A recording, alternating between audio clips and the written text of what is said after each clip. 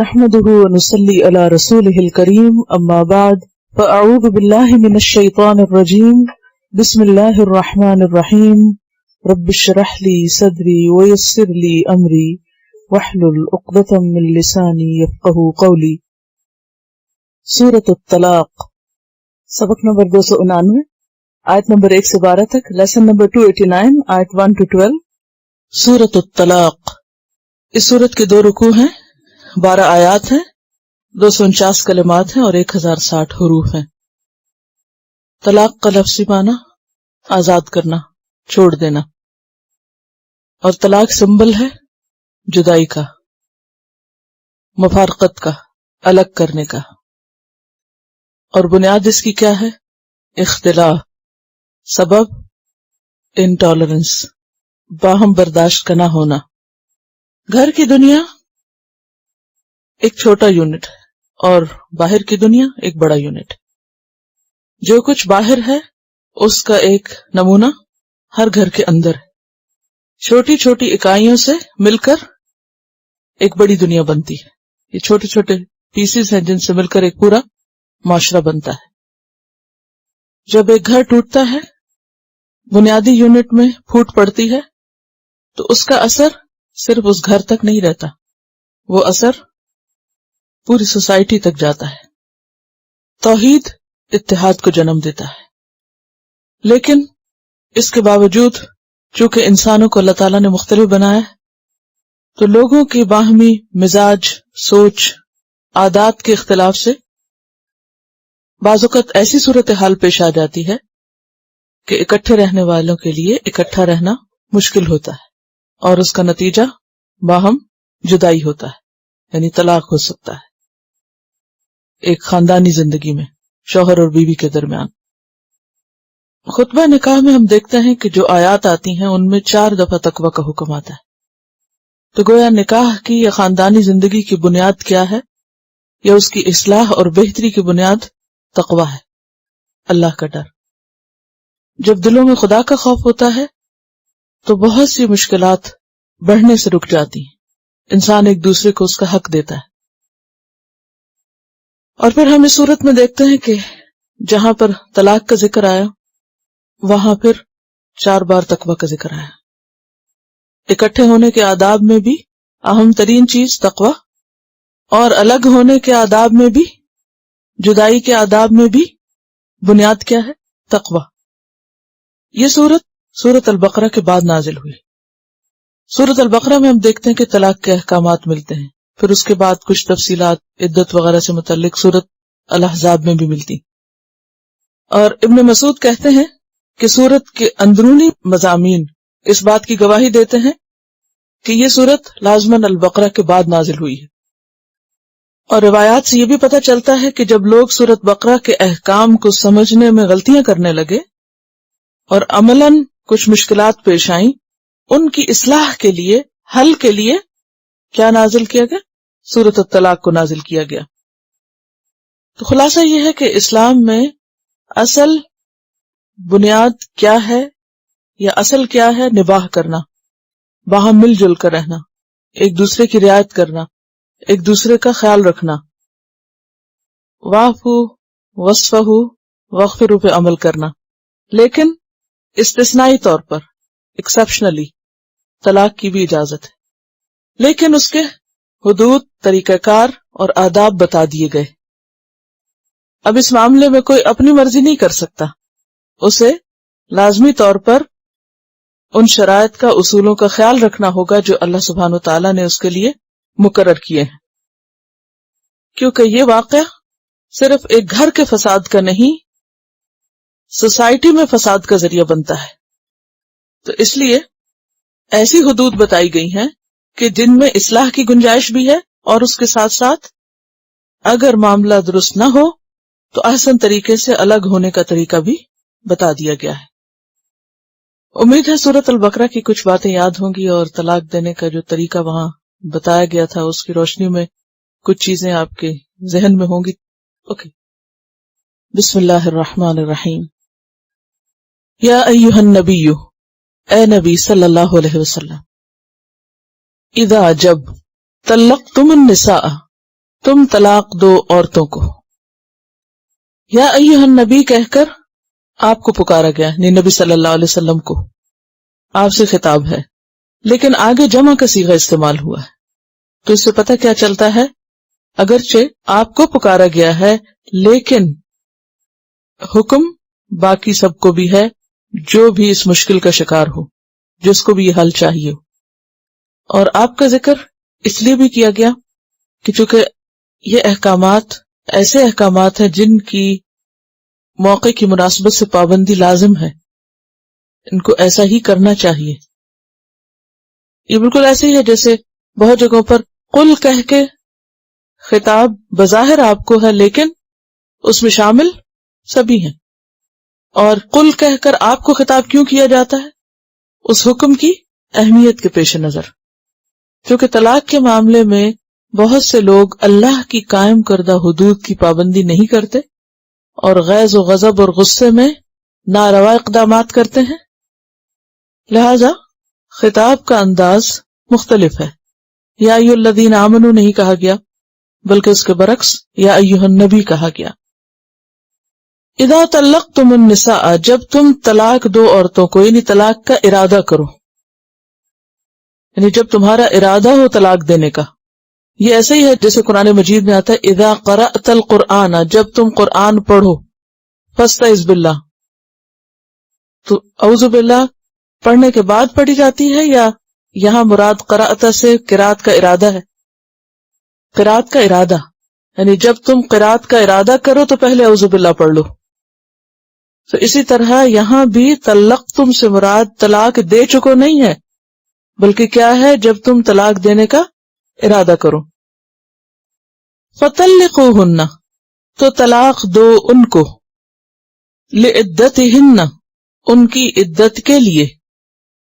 یہاں لام جو ہے یہ لام توقیت ہے، وقت بتانے کے لیے آئے. اور عدت کیا چیز ہوتی ہے؟ عدت وہ مدت جو گنی جائے. یہ کس سے ہے؟ اس کا روٹ کیا ہے؟ عین دال دال، عدد سے، وہ مدت جو شمار کی جائے. لعدتہن سے مراد کیا ہے؟ یعنی عدت کی گنتی جہاں سے شروع ہو سکے، عدت کے آغاز سے، یعنی جہاں سے عدت کا آغاز کیا جا سکے. اور وہ کون سی حالت ہے جس میں عدت کا آغاز کیا جا سکتا ہے؟ طہر کی حالت. یعنی مراد اس سے یہ ہے کہ تم عورت کو ناپاکی کی حالت میں یعنی پیریڈز کے دوران طلاق نہ دو، کیونکہ قرآن پاک میں آتا ہے نا والمطلقات یتربصن بانفسہن ثلاثۃ قروء، کہ مطلقہ عورتیں 3 حیض تک اپنے آپ کو روکے رکھیں، یعنی عدت کی مدت بتائی گئی. اب اگر کوئی مرد اپنی بیوی کو حالت حیض میں طلاق دیتا ہے تو یہ جو حالت ہے اس وقت اس کی، یہ کیا شامل ہوگی؟ یعنی یہ جو پیریڈز ہیں یہ ان 3 میں سے ایک ہوں گے یا نہیں ہوں گے؟ اب آپ دیکھیے کہ اگر ان کو شامل کر لیا جائے تو پھر باقی کیا بچے گا؟ 2 ماہ. تو بنیادی طور پر تو وہ 3 مہینے ہے نا عدت. تو اس طرح عدت صحیح طور پر شمار نہیں کی جا سکتی. اسی طرح اگر آپ اس کو شمار نہیں کرتے تو یہ بھی درست نہیں. تو مراد اس سے یہ ہے کہ ایسے موقع پہ طلاق دو کہ عورت اپنی عدت کو شمار کر سکے.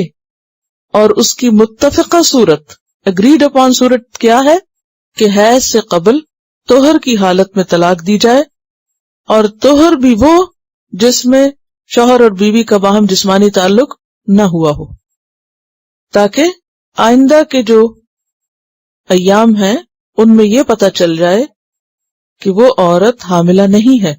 اتنی احتیاط کی کیا ضرورت ہے، اور یہ اتنی تاکید کیوں کی جا رہی ہے، اور اس بات کو اتنی اہمیت کیوں دی جا رہی ہے، اور سورت کے آغاز میں ہی کیوں ڈائریکٹ حکم دیا جا رہا ہے بغیر کسی تمہید کے؟ اکثر صورتیں آپ دیکھیں گے کہ اس میں سبح للہ ما فی السماوات یا الحمد للہ سے شروع ہوگا، یا بہت سی صورتیں جو الف لام میم یعنی حروف مقطعات سے شروع ہوتی ہیں ان میں پہلے قرآن مجید کا ذکر آتا ہے، کتاب کا ذکر آتا ہے. تو اکثر صورتوں میں آپ دیکھتے ہیں کہ پہلے اس کے آغاز میں ایک تمہید ہوتی ہے، پھر مرکزی مضمون ہوتا ہے، پھر اس کے بعد اختتامیہ ہوتا ہے.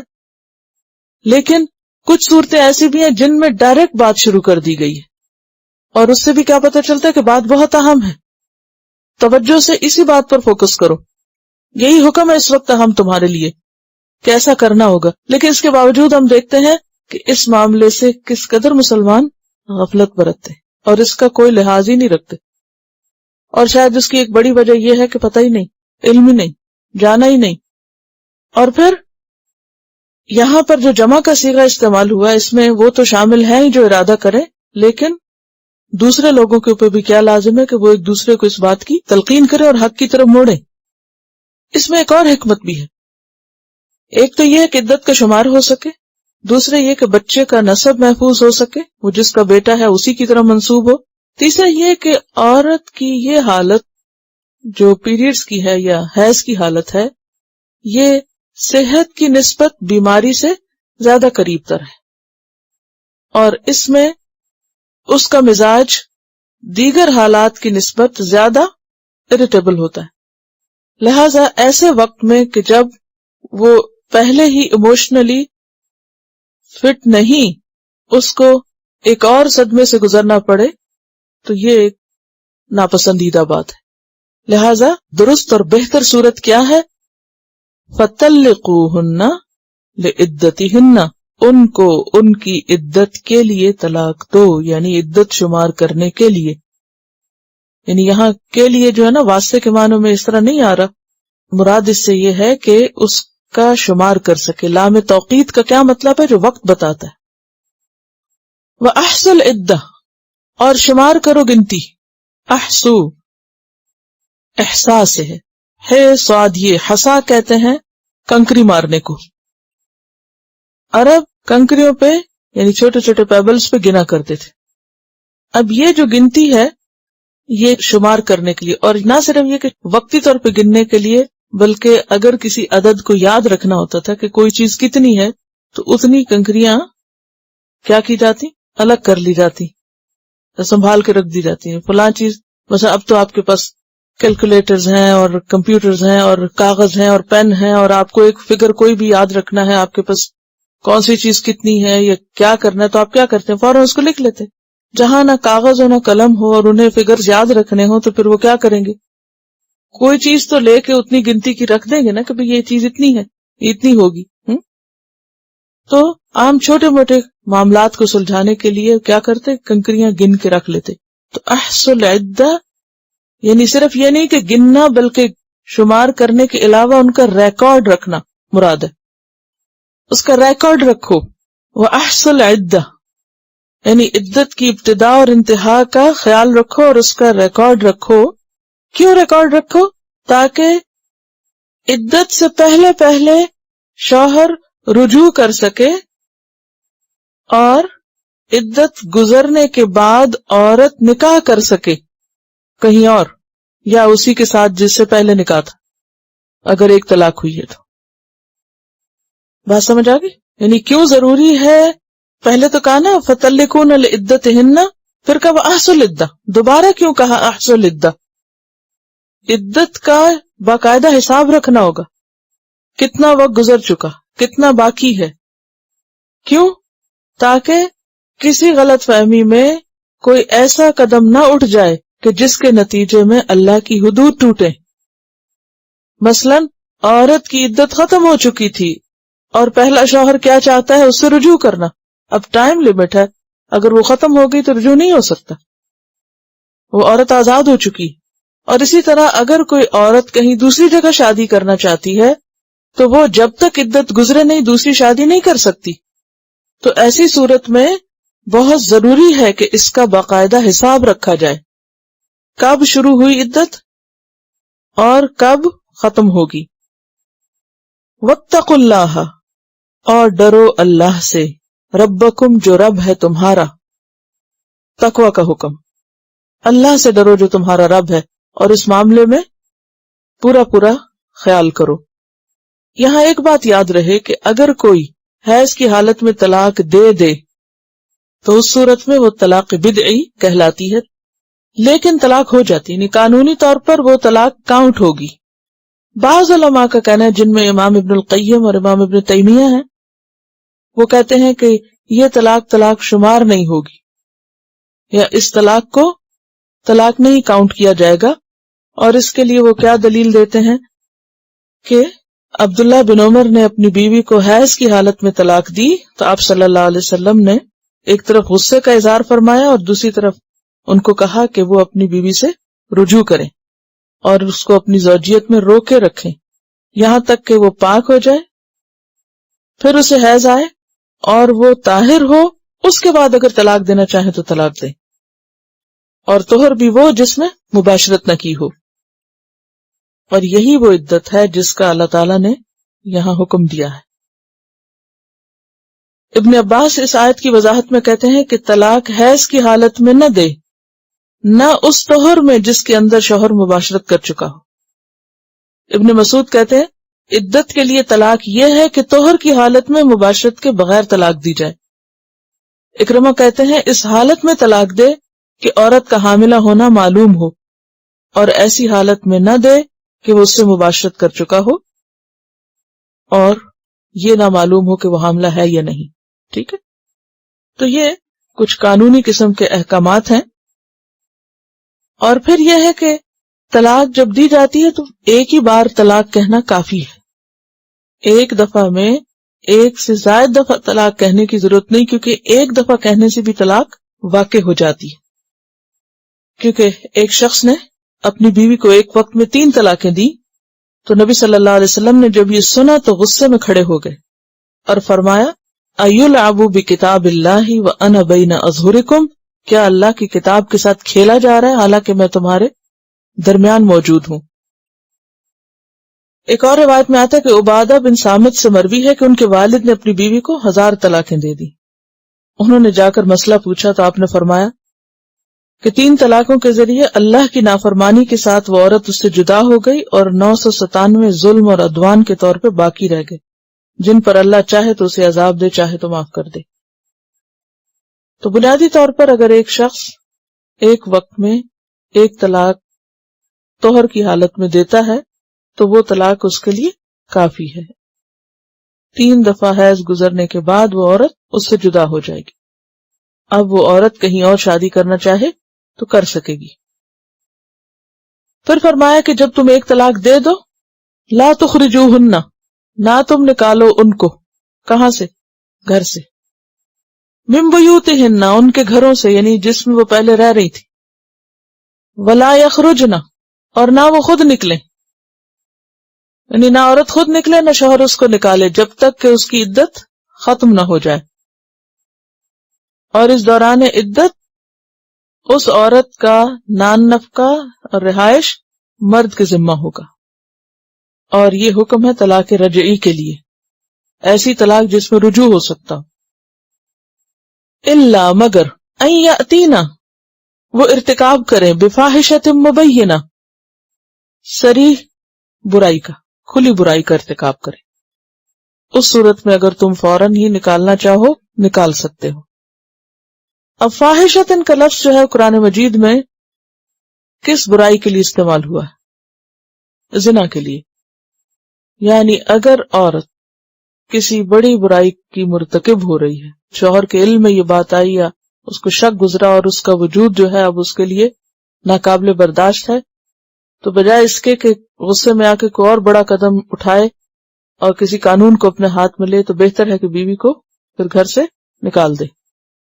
اور اس کے علاوہ بعض علماء نے کہا کہ فاحشہ چونکہ صریح برائی کے معنوں میں بھی آتا ہے، اس لیے اگر بیوی بہت برے کام کرنے والی ہو یا بہت بد اخلاق اور بد زبان ہو اور شوہر کے لیے بہت اذیت کا سبب ہو تو ایسی صورت میں بھی وہ اس کو اگر نہ رکھے تو نہ رکھے. لیکن عام طور پر چھوٹی موٹی باتوں پر اور چھوٹے موٹے اختلافات پر اس بات کی کوئی گنجائش نہیں ملتی کہ شوہر اپنی بیوی کو طلاق دینے کے بعد فوراً گھر سے نکال دے، بلکہ کیا کرے؟ گھر میں ہی رکھے. یعنی ادر دین دس بفاحشۃ مبینہ کے دیگر اختلافات کی بنا پر گھر سے نہیں نکالا جا سکتا، نہ ہی دھکے دے کے اور نہ ہی کوئی الزام تراشی کر کے. اور اس میں حکمت کیا ہے کہ گھر میں ہی رکھو؟ کہ ہو سکتا ہے کہ اگر تم نے غصے کی حالت میں کوئی ایسا کام کیا ہو تو پھر تمہیں احساس ہو جائے اور تم اس سے رجوع کرنا چاہو. وَتِلْكَ حُدُودُ اللَّهِ، اور یہ اللہ کی حدود ہیں. کون سی ہیں اللہ کی حدود؟ عدت شمار کرنا اور اس گھر میں رکھنا اور اس کے نان نفقے کا خیال کرنا. وَمَن يَتَعَدَّ، اور جو کوئی زیادتی کرے گا حدود اللہ کی حدود سے، یعنی حدیں پار کر جائے گا، فقد ظلم نفسہ، تو اس نے اپنے اوپر ظلم کیا. کس نے اپنے اوپر ظلم کیا؟ جس نے اللہ کے ان احکامات کو نہ مانا. یہ تمہاری چوائس پہ نہیں کہ مرضی ہے تو ٹھیک ہے، نہیں مرضی تو نہ کرو. اگر تم ان احکامات کی خلاف ورزی کرتے ہو تو کسی کے ساتھ نہیں، دراصل اپنے ساتھ ظلم کر رہے ہو. فقط ظلم نفسہ، کیونکہ انسان جب بظاہر کسی پہ زیادتی کرتا ہے تو اس کا نتیجہ کون بھگتتا ہے؟ اس کا نقصان کس کو ہوتا ہے؟ اس کی سزا کسے ملے گی؟ خود اس کو ملے گی. تو یہ انسان کی بہت بڑی بھول ہوتی ہے کہ وہ کسی کو ستا کے خوش ہو. کسی کو ستا کے خوش ہونا انتہائی حماقت کی بات ہے، کیونکہ اللہ دیکھتا ہے، اور جو کسی کے ساتھ زیادتی کرتا ہے وہ پھر اس کا بدلہ پانے کے لیے تیار رہے. لا تدری، نہیں تم جانتے. کیا نہیں جانتے؟ کہ آئندہ کیا حالات ہوتے ہیں. لعل اللہ، شاید کہ اللہ، یحدث، پیدا کر دے. حدث کہتے ہیں کسی ایسی چیز کا وجود میں آنا جو پہلے موجود نہ تھی. مثلا حادثہ جو ہوتا ہے جسے ایکسیڈنٹ کہتے ہیں، تو وہ بھی ایک نئی چیز ہوتی ہے نا. اور اسی طرح حدیث اس بات کو کہتے ہیں جو نئی ہو، ایک طرح سے جو پہلے سے موجود نہ ہو، جس سے تمام لوگ واقف نہ ہو. لعل اللہ، شاید کہ اللہ، یحدث بعد ذلک امرا، پیدا کر دے اس کے بعد کوئی صورت، کوئی نئی بات. یعنی ہو سکتا ہے اللہ تعالی اس کے بعد کوئی اور راہ نکال دے. مثلا کیا راہ؟ صلح کی، رجوع کی، صلح کی، حالات کی درستگی کی.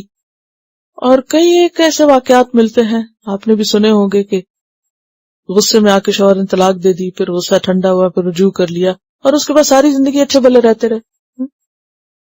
تو اللہ تعالیٰ نے یہ احکامات جو دیے ہیں ان کی ایک حکمت ہے اور ان کی ایک خاص غرض ہے، اور ان کو توڑنا انسان کے اپنے حق میں نقصان دہ ہے.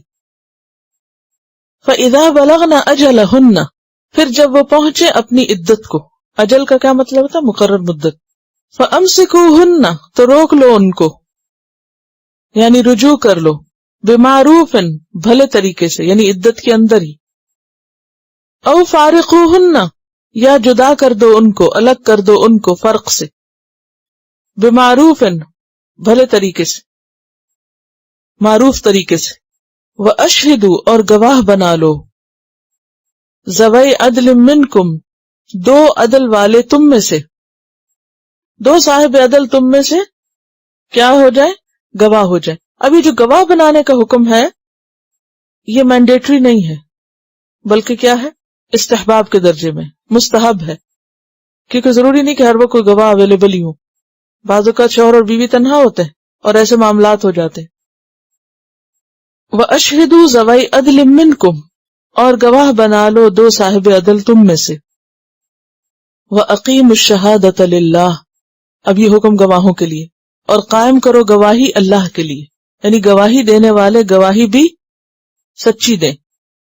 ذالکم، یہ بات، یوعظ بہ، نصیحت کی جاتی ہے اس کے ذریعے. من کان یؤمن باللہ والیوم الآخر، اس کو جو اللہ اور یوم آخرت پر ایمان رکھتا ہے، اور جس کا نہیں وہ جو جی چاہے کرے. ومن یتق اللہ، اور جو اللہ سے ڈرے گا، تقوی اختیار کرے گا، یجعل لہ مخرجا، نکال دے گا اس کے لیے کوئی نہ کوئی نکلنے کی راہ. مخرج مفعل کے وزن پر، خرج سے یعنی خلاصی کی صورت، اس مشکل سے نکلنے کی کوئی شکل، اس تنگی تکلیف کا کوئی حل. تو خلاصہ کیا ہے؟ شوہر نے طہر کی حالت میں عورت کو طلاق دی، عورت کی عدت شروع ہو گئی. اب وہ جب تک عدت ختم نہیں ہوتی شوہر کے گھر میں ہے، اب آخری سٹیج آپ پہنچی ہے، فَإِذَا بَلَغْنَا أَجَلَهُنَّ، اب فائنل ڈیسیژن لینا ہوگا، اور فائنل ڈیسیژن کیا ہے؟ فَأَمْسِكُوهُنَّ، اگر روکنا چاہتے ہو تو روک لو، لیکن وہ روکنا کیا ہے؟ درست طریقے پر روکنا، ایسی ٹرمز اینڈ کنڈیشنز کے ساتھ نہیں کہ جو نامعقول قسم کی ہو، کیونکہ وہ نبھانی مشکل ہوتی، یا پھر یہ ہے کہ تم ان کو بھلے طریقے سے رخصت کر دو، مت روکو۔ اور اس میں بھی کیا ہے کہ عورت کو جب رخصت کیا جائے، مطلق طلاق دیا جائے، آسان طریقے سے ایک دوسرے کو بائے بائے کیا جائے۔ وَأَشْهِدُوا ذَوَيْ عَدْلٍ مِّنْكُمْ، اور دو صاحب عدل کو گواہ بھی بنا لیا جائے کہ یہ معاملہ ختم ہو گیا۔ اور اگر آئندہ کہیں کسی معاملے میں گواہوں کی گواہی کی ضرورت ہو تو وہ اللہ کی خاطر گواہی دیں، کسی انسان کے لیے اس کی فیور میں کوئی بات نہ کریں، یعنی شوہر یا بیوی کے حق میں۔ ذالکم یوعظ بہ من کان یؤمن باللہ والیوم الآخر۔ اور آپ دیکھیے کہ معاملات پر بات ہے، طلاق کے احکامات ہو رہے ہیں، اور ایمان کی بات بھی بیچ میں آ رہی ہے، اور اسی طرح تقوی کی بات بھی آ رہی ہے۔ اور پھر یہاں ایک بہت اچھی خوشخبری سنائی گئی کہ جو لوگ اللہ سے ڈر کے معاملہ کریں گے، اللہ ان کی مشکلات آسان کر دے گا۔ تو اس سے کیا پتہ چلتا ہے کہ گھریلو مشکلات کا سبب بھی خوف خدا کا نہ ہونا ہے، اللہ کے ڈر کا نہ ہونا ہے۔ کیونکہ جب اللہ کا ڈر نہیں ہوتا نا، تو اگر آپ کو کوئی ایسا واقعہ یاد ہو جس میں کسی کے ہاں طلاق ہوئی ہو یا ایسے جھگڑے ہوئے ہو، کس قدر لوگ غلط بیانی، الزام تراشی، جھوٹی باتیں، ایک دوسرے کی عزت روندنا اور ناروا قسم کے سلوک سے ایک دوسرے کو نوازتے ہیں، اور پھر فیملیز کا آپس میں انوالو ہو جانا، اور بعضوں کو صرف سنی سنائی باتوں پر اور جھوٹی باتوں پر یا امیجنری باتوں پر یقین کر کے پارٹی بن جانا، اور پھر دوسروں کی اندھا دھند ہاں میں ہاں ملانا اور اس میں عصبیت کا شامل ہو جانا، یہ ساری باتیں اس لیے ہوتی ہیں کہ انسان اللہ سے نہیں ڈرتا۔ جب انسان اللہ سے ڈر کر صرف اتنی بات کرے جتنی وہ ہے، تو اس کا نتیجہ کیا ہوتا ہے کہ بات بڑھتی نہیں۔ دیکھیے کہ ہر دو انسانوں کے درمیان ایک جھجک ہوتی ہے، ایک اللہ نے ایک قدرتی طور پر حیا رکھی ہے کہ انسان سپیس رکھے اور دوسرے کے ساتھ ایسا معاملہ نہ کرے کہ جس میں اس کی حیا ختم ہو جائے، کیونکہ حیا جب ختم ہو جاتی ہے، اذا لم تستحی فاصنع ما شئت، جب دو لوگ ایک دوسرے کو بدتمیزی سے پیش آئیں گے، بدتمیزی سے بولیں گے، جھوٹے الزام لگائیں گے، چیخ چلا کر ایک دوسرے سے معاملہ کریں گے، تو وہ جو باہم ایک عزت کا اور ایک احترام کا رشتہ ہے اور جو انسانیت کا رشتہ ہے وہ پامال ہوگا۔ اب جب حیات ختم ہو گئی تو اس کا نتیجہ کیا ہوگا کہ پھر انسان ایک دوسرے کی نظروں سے بھی گر جاتا ہے، دل سے بھی اتر جاتا ہے، اور اصلاح کے چانسز کم سے کم ہو جاتے ہیں۔ نتیجہ کیا ہے کہ جہاں چانسز ہوں بھی واپس ملنے کے، وہ نہیں ملتے۔ اب کیا ہے، مسائل مزید بڑھتے ہیں۔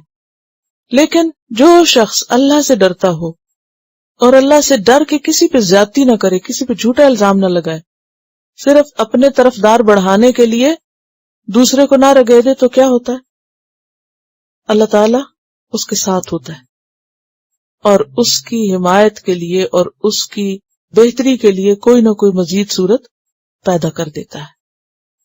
اور یہاں تو چونکہ طلاق کے متعلق بات کی جا رہی ہے، یعنی گھریلو زندگی کے مسائل کا حل بتایا جا رہا ہے، لیکن عام حالات میں بھی، یعنی اگرچہ یہ ایک خاص موضوع سے متعلق ہے ساری آیات، لیکن جیسے میں نے شروع میں ذکر کیا کہ گھر کیا ہے، ایک چھوٹی سی آرگنائزیشن ہے۔ اس آرگنائزیشن میں اگر اتحاد نہیں، باہمی ایک دوسرے کی ہمدردی اور خیر سگالی نہیں، تو وہاں سے جو اخلاق پنپیں گے وہ جہاں بھی جائیں گے وہاں ایسی ہی صورت پیدا کر دیں گے۔ جس سوسائٹی کا گھر کا یونٹ برباد ہو جاتا ہے، اس سوسائٹی کا جو بڑا یونٹ ہے اس کے اندر بھی وہ محبت اور انسانی ہمدردی نہیں پائی جا سکتی۔ تو یہاں پر گھر میں ہو انسان یا کسی ادارے میں ہو یا کسی حکومت میں ہو یا کہیں پر بھی ہو، باہم مل جل کر ٹیم ورک اور آپس کے انتظامات کو بہتر طور پر چلانے کے لیے یہی اصول کار فرما ہے، اور ان میں سے پہلا ہے تقوی، اور پھر ہے وَيَرْزُقْهُ مِنْ حَيْثُ لَا يَحْتَسِبُ، اور رزق دیتا ہے اس کو جہاں سے وہ سوچ بھی نہیں سکتا، جہاں سے اس کا گمان بھی نہیں جاتا۔ یہاں سے اس کو خیال بھی نہیں جاتا کہ یہاں سے بھی اللہ فراہم کر سکتا ہے، پرووائڈ کر سکتا ہے. وَمَن يَتَوَكَّلْ عَلَى اللَّهِ، اور جو اللہ پر توکل کرتا ہے، اللہ پر بھروسہ کرتا ہے، فَهُوَ حَسْبُهُ، تو وہ اس کو کافی ہو جاتا ہے. ان اللہ بالغ امرہ، بے شک اللہ پا لینے والا ہے اپنے کام کو، اپنے مقصد کو، پہنچنے والا ہے اپنے مقصد کو. یعنی اللہ جس چیز کا ارادہ کر لے، جو کام کرنا چاہے وہ کر لیتا ہے، کوئی اس کو روکنے والا نہیں. قد جعل اللہ لکل شیء قدرا، تحقیق بنایا ہے اللہ نے ہر چیز کے لیے ایک اندازہ. اللہ نے ہر چیز کا ایک اندازہ مقرر کر رکھا ہے، ہر چیز کا ایک وقت مقرر ہے. تنگی بھی گزر جاتی ہے اور خوشحالی بھی گزر جاتی ہے، دونوں ہی چیزیں اپنے اپنے وقت پر ختم ہو جاتی ہیں. ہر خوشی کا بھی ایک اینڈ ہوتا ہے اور ہر غم کا بھی ایک اینڈ ہوتا ہے. اور یہ جو کلی شیء ہے نا، تقدیر کا قانون ہر چیز کے لیے ہے، یعنی قانون قدرت یا قانون تقدیر جو ہے وہ ہر چیز کے اندر کار فرما ہے. سورۃ فرقان میں اللہ تعالیٰ فرماتے ہیں وَخَلَقَ كُلَّ شَيْءٍ فَقَدَّرَهُ تَقْدِيرًا، ہر چیز کو اس نے پیدا کیا اور ہر چیز کی ایک تقدیر مقرر کی. کیا معنی ہے تقدیر مقرر کری؟ کیا تقدیر مقرر کی ہر چیز کی؟ کیا معنی ہے اس کا؟ اس کا سائز کیا ہوگا، اس کا رنگ، اس کی شکل، اس کا ڈیزائن، اور کب سے کب تک وہ باقی رہے گی اور کب ختم ہوگی، اور کیا کیا اس کا رول ہے، کیا اس کا فنکشن ہے. ہر چیز کے لیے اللہ تعالیٰ نے ایک اندازہ مقرر کر رکھا ہے. اور پھر ہر چیز کا الگ الگ بھی، اور پھر تمام چیزوں کا جو مجموعہ ہے ان سب کو ملا کر بھی. مثلا ہمارے جسم میں مختلف اعضاء ہیں، اللہ کو پتہ ہے ہماری آنکھیں کب تک کام کریں گی اور کان کب تک کریں گے اور باقی جسم کب تک کرے گا، اور پھر ہمارا ہارٹ کب تک کام کرے گا. آپ نے دیکھا ہوگا کہ بعض لوگوں کے لیے ان کے باقی سارے اعضاء جو ہیں وہ بیکار ہو جاتے ہیں، لیکن دل کام کر رہا ہوتا ہے بس. تو اس کا ایک وقت مقرر ہے، جب تک اسے کام کرنا ہے وہ اپنا کام کرتا رہے گا، بھلے سب کچھ ڈیڈ ہو جائے. جب جان نکالے گا وہ تو وہی نکالے گا. اسی طرح باقی چیزوں میں بھی ہر چیز کا ایک وقت مقرر ہے، ہر چیز کا ایک انداز ہے. کل شیء عندہ بمقدار، ہر چیز مقدار کے ساتھ ہے. جانوروں کی جو تعداد ہے یا جو پودے اگتے ہیں یا اور اسی طرح وَإِن مِّن شَيْءٍ إِلَّا عِندَنَا خَزَائِنُهُ وَمَا نُنَزِّلُهُ إِلَّا بِقَدَرٍ مَّعْلُومٍ. ہر چیز کے خزانے اللہ کے پاس، لیکن اللہ زمین پہ کتنے اتارتا ہے؟ جتنے اللہ کو پتا ہے کہ بس اتنا کافی.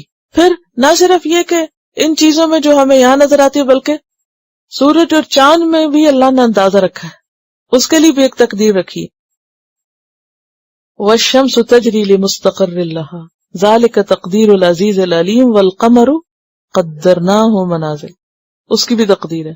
قدرناہ منازل حتی عاد کالعرجون القدیم لا الشمس ينبغي لها ان تدرک القمر ولا اللیل سابق النہار وکل فی فلک یسبحون. پھر رات اور دن کا بھی انداز ہے. واللہ یقدر اللیل والنہار، رات کتنی لمبی ہوگی، دن کتنا ہوگا، اور ایک خاص اندازے کے مطابق ان کے ٹائمنگز بدلتے چلے جاتے ہیں. اور پھر زمین میں جو روزیاں رکھی انسانوں کے لیے، کتنے سال جینا ہے، کتنے سال یہاں زندگی ہوگی، اللہ کو پتا ہے.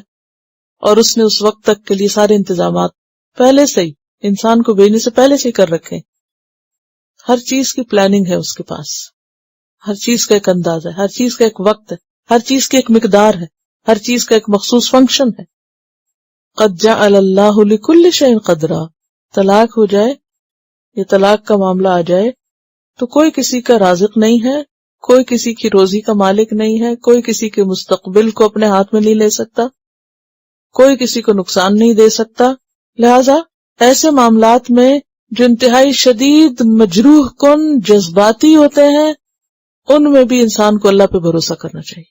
لیکن یہاں کس کانٹیکس میں بات آ رہی ہے؟ قد جعل اللہ لکل شیء قدرا. اس خاص موقع کی مناسبت سے طلاق کے معاملے میں عدت کی ایک مدت رکھی گئی، ایک مقدار رکھی گئی، ایک حد اور ایک لمٹ رکھی گئی، ایک اندازہ مقرر کیا گیا. اسی طرح پیریڈز کا بھی ایک اندازہ ہے، 5 دن ہے، 7 دن ہے، 10 دن ہے. قد جعل اللہ لکل شیء قدرا، جب اللہ نے باقی کائنات میں قدر رکھی ہے، اندازہ رکھا ہے، ایک ٹائم پیریڈ رکھا ہے، تو ان معاملات میں بھی اللہ نے ٹائم پیریڈ رکھا ہے. حالات خراب ہو جائیں تو ایک خاص لمٹ ہے، بس یہاں تک، اس سے آگے تم اس کو لمبا نہیں کر سکتے. قصہ ختم کرو، الگ الگ ہو، اپنے کام کرو، جاؤ، لڑائی جھگڑا ختم. یہ نہیں کہا کہ عورت پھر 5 سال عدت کرے، اور یہ نہیں کہ ایک ایک مہینے تک اس کے پیریڈز ہوتے رہیں.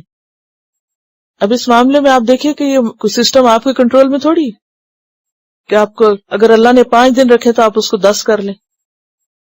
یعنی آپ اسی طرح سے اٹھتے ہیں، چلتے ہیں، پھرتے ہیں، کھاتے ہیں، پیتے ہیں، ہر ایک چیز شروع ہو جاتی ہے اور ختم ہو جاتی ہے، اور آپ کو اس میں کوئی اختیار نہیں ہوتا. تو یہ سب اللہ کے اندازے میں ہے. قد جعل اللہ لکل شیء قدرا. تمہارا کام کیا ہے؟ اس سسٹم کو فالو کرو. ہر چیز اللہ کا حکم ہے، اور اگر اللہ کا ڈر دل میں ہو اور انسان صبر کر جائے، بہت سی چیزیں درست ہو سکتی ہیں. مجھے تو اس پہ کوئی اعتراض نہیں، اور میرے لیے تو سوچ بھی محال ہے کہ یہ اس میں کوئی مشکل ہے. ٹھیک ہے، بہت سی چیزیں زندگی میں مشکل ہوتی ہیں، لیکن اصل مشکل اپنے اندر ہوتی ہے. جس چیز کو ہم قبول کر لیں وہ چیز آسان ہو جاتی ہے. اور اس میں آپ دیکھیے کہ یہ تو انتہائی مرحلہ ہے نا کہ جہاں اب سب کچھ ختم ہو رہا ہے. اسلام نے صرف اس مرحلے کی تعلیم نہیں دی، اس سے پیچھے جب نکاح ہوتا ہے وہاں سے تعلیم شروع ہو رہی ہے کہ ایک دوسرے کے حقوق کیا ہیں اور اس زندگی کو کس طرح نبھانا ہے. کیونکہ نہ شوہر کو تعلیم ہوتی ہے، نہ بیوی کو ہوتی ہے، اور اس کے بغیر دونوں کو بس باندھ دیا جاتا ہے. نتیجہ کیا ہوتا ہے کہ ہر شادی میں ایک ٹیدنگ پیریڈ آتا ہے، اور پھر اگر دونوں طرف سے جذباتیت ہے تو معاملات اور عزت اور احترام اور بنیادی اخلاق جو شوہر بیوی تو کیا کسی عام انسان سے بھی برتنا چاہیے، وہ تک بھی بعض اوقات نہیں ہوتا. تو نتیجہ کیا ہوتا ہے کہ وہ چیزیں اس نوبت سے پہنچنے تک پہلے ہی سب کچھ ہی ختم ہو چکا ہوتا ہے. لیکن بعض حالات ایسے ہوتے ہیں کہ جس میں سڈنلی بیٹھے بٹھائے آؤٹ آف نتھنگ شیطان بیچ میں آ جاتا ہے اور ایک شخص پروناؤنس کر دیتا طلاق. پھر دوسری بات یہ ہے کہ بعض اوقات بچے چھوٹے ہوتے ہیں، یہ شوہروں کو بنیادی طور پہ حکم دیا جاتا ہے. اگر اللہ تعالیٰ یہ حکم نہ دے اور عورت خود بھی اور بچے بھی اور حالت گھر کی کیا ہو. بعض کیسز ایسے بھی ہوتے ہیں کہ جس میں اچھے بھلے رہ رہے ہوتے ہیں، ٹھیک ہے، بہت اچھی موافقت نہیں بھی ہوتی، لیکن ایسے بھی برے حالات نہیں ہوتے. اچانک کوئی تھرڈ پرسن بیچ میں آ جاتا ہے اور شوہر بیٹھے بٹھائے ایسی بات کر دیتا ہے. اس صورت میں اگر عورت اتنے غصے میں آ جائے کہ سب کچھ چھوڑ کے نکل ہی جائے تو حالات بہت دور چلے جائیں گی. اور اگر تھوڑی سی دیر اپنے آپ کو روک کے، کنٹرول کر کے، صبر کر کے، اللہ کا حکم سمجھ کر اس کو قبول کر لیا جائے تو اس میں آپ دیکھیں کہ ہر غصے اور ہر شدت کے بعد اور ہر طوفان کے بعد ایک سناٹا بھی آتا ہے، ایک خاموشی کا پیریڈ بھی آتا ہے. تو ہو سکتا ہے کہ اس میں، اور پھر یہ کہ کل یوم ہوا فی شأن، ہر روز وہ ایک نئی شان ہے. آج آپ کے دل میں کسی کے لیے نفرت ہے اور ہو سکتا ہے کل اسی کے لیے آپ کے دل میں محبت بھی پیدا ہو جائے. آج آپ کے دل میں کسی کے لیے محبت ہے اور دل اللہ کے ہاتھ ہے، کل اسی کے لیے آپ کا دل پھر جائے. بہت سے لوگ ایسے بھی دیکھے ہیں کہ جو محبت کی شادی کرتے ہیں اور بہت ایک دوسرے کے ساتھ ایکسپیکٹیشن کر کے، اور پھر اس کے بعد کیا، تھوڑی عرصے کے بعد ہر چیز ایک مصیبت کا شکار ہو جاتی ہے. پھر کیا ہوتا ہے، پھر کچھ عرصے کے بعد حالات سنبھل بھی جاتے ہیں. تو جس طرح موسم بدلتے ہیں ایسے ہی دل بھی بدلتے ہیں، انسانی حالات اور واقعات، اور پھر ایسی صورتیں پیش آتی. بعض اوقات وہ اسباب ختم ہو جاتے ہیں جن کی وجہ سے جھگڑے ہوتے ہیں. کوئی مالی وجہ ہو سکتی ہے، کوئی انسان ہو سکتا ہے، کوئی اور ایسا سبب ہو سکتا ہے، کسی خاص چیز کا ٹینشن اور پریشر ہو سکتا ہے، مثلا شوہر پہ کسی کاروبار کا، یا باہر سے کسی قسم کا کوئی غصہ، غیظ، غضب ہے. تو اللہ سبحانہ و تعالیٰ یہ ساری صورتیں اس لیے بتا رہے ہیں تاکہ آخری حد تک گھر بچ جائے. کسی طرح ہو سکتا ہے کوئی نئی صورت نکل آئے، لعل اللہ یحدث بعد ذلک، اس طلاق دینے کے باوجود اللہ صورت پیدا کر دے موافقت کی، اس لیے یہ حکم دیا جا رہا ہے. اور اس میں بعض اوقات ایک فریق دوسرے پہ زیادتی کر رہا ہوتا ہے. اس میں آپ دیکھیے انڈائریکٹلی عورتوں کے حقوق کو پروٹیکٹ کیا گیا ہے کہ اس کو اچانک مت نکال دو، اس کو کک آؤٹ نہ کرو. تم یہ نہ سمجھو کہ تم ہی رازق ہو، اگر تم نہیں رکھتے اس کو تو بھروسہ کرنے والے اللہ پر بھروسہ کریں، اور جو اللہ سے ڈرے گا اللہ اس کو وہاں سے رزق، اور رزق کمانے صرف کھانا پینا نہیں، اس کی باقی ضروریات بھی وہاں سے پورا کرے گا جس کا وہ سوچ نہیں سکتا. پھر اس میں یہ بات بھی آتی کہ بعض خواتین بلا وجہ ہی رہنا نہیں چاہتی، وہ کوئی وجہ ایسی بن کی دماغ میں آ گئی ہے، کسی نے بھڑکانے سے بھڑک گئے. اب وہ کیا سمجھتی ہے کہ اگر اس کے بچے یا کچھ بھی تو میں انڈسپینسیبل ہوں، میں نہ ہوئی تو اس کی دنیا نہیں بسے گی. من یتوکل علی اللہ فہو حسبہ، اللہ کافی ہے. تو دونوں فریقوں کے لیے بنیادی طور پر اللہ کافی ہے. اور ایسے موقع پر ایک مومن کو جب کہ وہ کسی شدید صدمے سے گزر رہا ہو تو بھی تقوی اور توکل اور امید کا دامن جو ہے وہ نہ چھوڑے، ڈپریشن اور مایوسی میں نہ جائے. کیونکہ آپ دیکھیں کہ یہ جو سارے جملے ہیں یہ بہت اپلفٹ کرنے والے ہیں. یعنی پہلی آیت میں بھی آپ دیکھیں تو اینڈ ہو رہا ہے لعل اللہ یحدث بعد ذلک امرا، دوسری میں آتا ہے ومن یتق اللہ یجعل لہ مخرجا، تیسری میں آتا ہے قد جعل اللہ لکل شیء قدرا، اور پھر چوتھی میں آتا ہے ومن یتق اللہ یجعل لہ من امرہ یسرا. تو یہ کتنا خوبصورت کلام ہے کہ جو انتہائی اندھیروں میں بھی انسان کو گرنے نہیں دیتا، اٹھائے رکھتا ہے. واللائی یئسن من المحیض، اور وہ عورتیں جو مایوس ہو چکی حیض سے، یأس کہتے ہیں امید کا ختم ہونا، جن کو حیض کی امید ختم ہو چکی یعنی مینوپاز ہو چکا، من نسائکم تمہاری عورتوں میں سے یعنی مسلمان عورتوں میں سے، ان ارتبتم اگر تم شک میں ہو یعنی پیریڈز ریگولر نہیں یا پیریڈز ختم ہی ہو چکے ہیں، فعدتہن ثلاثۃ اشہر تو ان کی عدت 3 ماہ ہے. اب اس میں وہ ساری خواتین شامل ہوتی ہیں جن کے پیریڈز ریگولر نہیں. مثلا آپ نے دیکھو کہ بعض خواتین کی عادت ہی کیا ہوتی ہے کہ 6 مہینے کے بعد ان کو پیریڈز ہوتے ہیں and it's very normal for them. اگرچہ ایسے کیسز بہت ایکسیپشنل ہوتے ہیں لیکن ہو سکتا ہے کہ آپ کے علم میں بھی کوئی ایسے ہوں. بعض کو سال میں 1 دفعہ ہوتے ہیں، بعض کو اس سے کم یا زیادہ. تو ایسی صورتیں کہ جس میں عورت کو یا تو حیض ہوتا ہی نہ ہو یا یہ کہ اس کے بہت ہی irregular ہو یا ان کے درمیان اتنا لمبا وقفہ ہے کہ ایسی صورت میں وہ ایک لمبے عرصے تک لٹکی رہے، تو ان صورتوں میں پھر 3 مہینے جس دن سے وہ طلاق ہوئی کاؤنٹ کیے جائیں گے. واللائی لم یحضن، اور وہ جن کے حیض شروع ہی نہیں ہوئے. ایسا بھی ہوتا ہے کہ بعض عورتیں بالغ ہونے کے باوجود ان کے پیریڈز نہیں شروع ہوتے، یعنی اگرچہ بلوغت کی علامت ہے لیکن ضروری نہیں ہے. بعض ملکوں میں بعض علاقوں میں بہت دیر سے بھی شروع ہوتے ہیں. تو ایسی صورت میں بھی ان کی عدت جو ہے وہ 3 ماہ ہوگی. اس سے یہ بھی پتہ چلتا ہے کہ عورت کا نکاح اس کے پیریڈ شروع ہونے سے پہلے بھی کیا جا سکتا ہے. یعنی مثلا نکاح ہوا لیکن اس کی رخصتی نہیں ہوئی کیونکہ بچی ابھی چھوٹی ہے اور اتنے میں وہ کوئی گڑبڑ ہو گئی اور طلاق ہو گئی، تو اس صورت میں پیریڈز کی تو بات ہی رہ گئی ختم، تو وہ بھی شروع ہی نہیں ہوئے، تو پھر اس کی مدت اور عدت بھی کیا ہوگی 3 ماہ. وَأُولَاتُ الْأَحْمَالِ، اور حمل والیاں، احمال کس کی جمع؟ حمل ان کی. اجلہن، ان کی مدت، ان کی عدت، ان یدعن حملہن، کہ وہ اپنا حمل رکھ دیں یعنی بچہ پیدا کر دیں، خواہ 1 دن بعد خواہ چند گھنٹوں بعد ان کی عدت ختم ہو جائے گی، وہ آزاد ہو جائیں گی. وَمَن يَتَّقِ اللَّهَ، اور جو اللہ سے ڈرے گا، يَجْعَل لَّهُ مِنْ أَمْرِهِ يُسْرًا، پیدا کر دے گا اس کے لیے اس کے کام میں آسانی. کاموں میں آسانی کا نسخہ اللہ کا ڈر، اللہ کا تقوی، اللہ کا خوف، اللہ کی نافرمانی سے بچنا. جو ایسا کرے اللہ اس کے کام آسان کر دیتا ہے، خواہ وہ اس خاص مشکل سے متعلق ہو یا عام روزمرہ زندگی سے. ذالک امر اللہ، یہ اللہ کا حکم ہے. انزلہ الیکم، اس نے اس کو تمہاری طرف اتارا ہے. ومن یتق اللہ، اور جو اللہ سے ڈرے گا، یکفر عنہ سیئاتہ، وہ اس کی برائیاں اس سے دور کر دے گا. ویعظم لہ اجرا، اور اس کا اجر عظیم کر دے گا. اب دیکھیے کہ بات طلاق کی ہو رہی ہے، اور وَمَن يَتَّقِ اللَّهَ، اور جو اللہ سے ڈرے گا، يُكَفِّرْ عَنْهُ سَيِّئَاتِهِ، اللہ اس کی برائیاں اس سے دور کر دے گا، یعنی اس کو معاف کر دے گا، اس کی مشکلات آسان کر دے گا، اس کی برائیوں کے اس برے وبال سے اس کو بچا لے گا. وَيُعْظِمْ لَهُ أَجْرًا، اور اس کے اجر کو بہت بڑا کر دے گا. بات یہ ہے کہ اگرچہ احکامات طلاق سے متعلق ہیں لیکن بار بار تقوی کی بات ہو رہی ہے، خوف خدا کی بات ہو رہی ہے. ایک مشکل دنیا کی تو آئی، ایسا نہ ہو کہ تم غلط رویے اور غلط طریقے کی وجہ سے اپنی آخرت برباد کر بیٹھو، وہاں کے لیے مشکل نہ پیدا کر.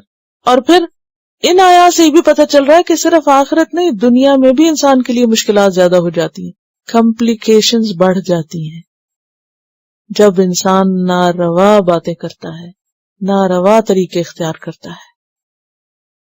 بچہ پیدا ہونے کی صورت میں 3 مہینے یا 3 حیض کی بات نہیں ہوگی، کیونکہ حیض تو ان دنوں ہوتا ہی نہیں۔ بچہ اگر پیٹ میں ہو تو خواہ 1 دن بعد پیدا ہو جائے یا 9 مہینے بعد پیدا ہو، تو وہ عدت لمبی بھی ہو سکتی ہے، وہ عدت چھوٹی بھی ہو سکتی ہے۔ اور یہ یاد رکھیے کہ طلاق رجعی میں اگر عدت کے اندر اندر شوہر لوٹنا چاہے، بیوی کو واپس لینا چاہے، امسکوہن پر عمل کرنا چاہے، تو اس کو حق ہے اور وہ اس کو واپس رکھ سکتا ہے۔ اور اگر وہ نہیں رکھنا چاہتا اور عدت ختم ہو گئی، اور پیچھے آپ سورۃ البقرہ میں پڑھ چکے کہ عدت میں ثلاثۃ قروء کا لفظ ہے، اور قروء کے 2 معنی کیے گئے ہیں، ایک حیض کیا گیا اور ایک طہر کیا گیا۔ تو اس صورت میں جنہوں نے طہر معنی کیا تو اس سے مرادی کہ جب تیسرا حیض جس دن شروع ہوگا اس دن طلاق ہو جائے گی، اور جس نے پھر حیض کیا تو اس سے مرادی کہ تیسرا حیض جس دن ختم ہوگا، 5-7 دن کا فرق پڑتا ہے، جو بھی عورت کی عادت ہے اس دن اس کی عدت ختم ہو جائے گی۔ تو بہرحال تھوڑا بہت اختلاف ہے، لیکن اس کے باوجود یہ ہے کہ اگر عدت ختم ہو گئی تو اب شوہر رجوع نہیں کر سکتا۔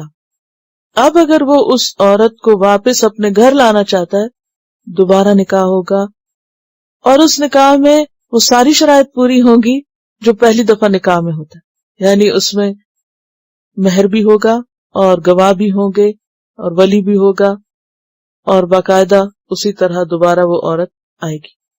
اگر یہ عورت نہیں واپس آنا چاہتی تو اس کی رائے لی جائے گی، یعنی عدت کے دوران تو شوہر کا حق زیادہ ہے، عدت گزرنے کے بعد عورت کا حق زیادہ ہے۔ اب وہ اگر اگری کرے گی دوبارہ شادی پر، اگری کرے گی دوبارہ واپس جانے پر اور اسی مرد سے دوبارہ شادی پر تو ٹھیک ہے، اور اگر نہیں کرے گی تو پھر کوئی اور بھی اس سے شادی کر سکتا ہے۔ یعنی اس صورت میں عورت آزاد، طلاق کا مطلب یہ کہ آزاد ہوگی، عدت گزرنے کا مطلب ہے طلاق واقع ہو گئی، عورت آزاد ہو گئی۔ اب وہ چاہے تو اسی شوہر سے پھر شادی کرے اور چاہے تو کسی اور سے کرے۔ ہاں، ایسا چانس صرف 2 بار ہے۔ اسی کے لیے سورۃ البقرہ میں آپ پڑھ چکے الطلاق مرتان، اور اگر تیسری بار کسی نے طلاق دے دی تو اس صورت میں عدت عورت اس گھر میں نہیں گزارے گی بلکہ وہاں سے رخصت ہو جائے گی، اور عدت ختم ہونے کے بعد وہ آزاد ہو جائے گی نیا نکاح کرنے کے لیے، لیکن وہ پچھلے شوہر سے نکاح نہیں کر سکتی، نہ رجوع اور نہ نکاح۔ ٹھیک ہے، بہت خوبصورت آیات ہے۔ یعظم لہو اجرا، کتنے انکریجمنٹ انسان کو ملتی ہے نا، کہ جب انسان اللہ سے ڈر کے اپنی زبان روک لیتا ہے، کسی کے ساتھ زیادتی نہیں کرتا، تو آخرت کے اعتبار سے بھی اور دنیا کے اعتبار سے بھی فائدہ ہی فائدہ ہے اس کو۔ آگے چلتے ہیں۔ اسکنوہن، ان کو بساؤ، جگہ دو ان کو، یعنی گھر دو ان کو۔ سکنا کس کو کہتے ہیں؟ گھر کو۔ اور سکن بیسیکلی کہتے ہیں ایک مقام سے دوسرے مقام پہ لے جا کے آباد کرنا، یعنی بیوی کو اس کے پیرنٹس کے گھر سے لے جا کر ایک دوسرے گھر میں آباد کرنا، یہ مراد ہے۔ اسکنوہن، بساؤ ان کو، من حیث، جہاں سے، سکن تم بستے ہو، یعنی جیسے گھر میں تم خود رہتے ہو، من وجدکم، اپنی طاقت کے مطابق، اپنے پانے کے مطابق۔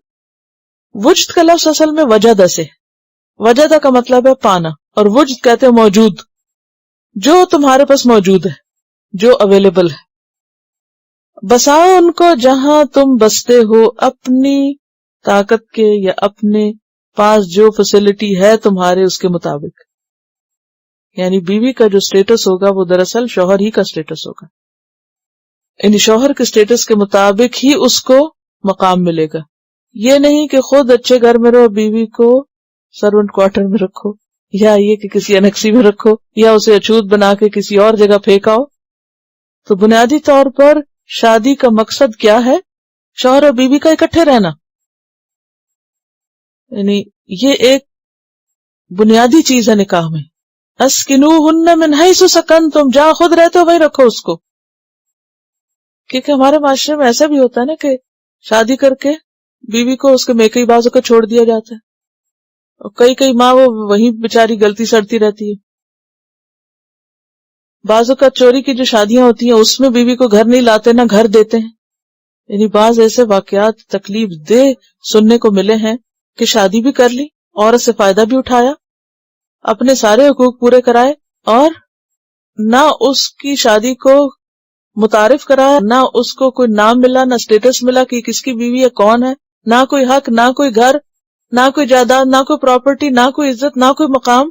تو اس لیے نکاح کے معاملے میں شرط ہے بنیادی کہ اس کا اعلان کیا جائے تاکہ عورت کا حق محفوظ ہو، عورت کی پہچان محفوظ ہو، عورت کو پہچان دی جائے کہ ہاں یہ فلاں کی بیوی ہے، تاکہ وہ شوہر خدا نخواستہ زیادتی نہ کر سکے، اور پھر کہ اگر وہ فوت ہو جاتا ہے تو اس کے بعد یہ اس کے مال میں وارث بھی بنے. چھپی شادی پہ کون کلیم کر سکتا اور کون اس کی بات سنے گا؟ کوئی گواہی نہیں ہے اس کا، کوئی اس کو پوچھنے والا نہیں ہے. تو اس لیے عورت کے مفاد میں ہے یہ بات کہ اس کی شادی جو ہے وہ گواہوں کی موجودگی میں باقاعدہ اعلان کے ساتھ ہو، اور پھر یہ کہ اس کو باعزت مقام دیا جائے، باعزت ٹھکانہ دیا جائے، اور اس کی رہائش کا انتظام کیا جائے. اسکنوہن من حیث سکنتم من وجدکم. اور پھر یہ عام حکم تو ہے لیکن خاص طور پر طلاق کے بعد، طلاق کے بعد جو رجی طلاق ہے اس میں اس کو اس گھر میں ہی رکھو جہاں خود رہتے ہو. تو اس صورت میں بھی اس کو جہاں وہ ہے وہیں رہے. اب ظاہر بیڈ روم الگ ہوں گے. اب اگر بیڈ روم الگ ہوتے ہیں تو یہ نہیں کہ عورت کو کسی ایسی جگہ پھینک دیا جائے کہ جو اس کے شایان شان نہ ہو، کہ بظاہر انسان کہے کہ جی اس کو ہم نے نکالا تو نہیں، رہ ہی رہی ہے اسی گھر میں.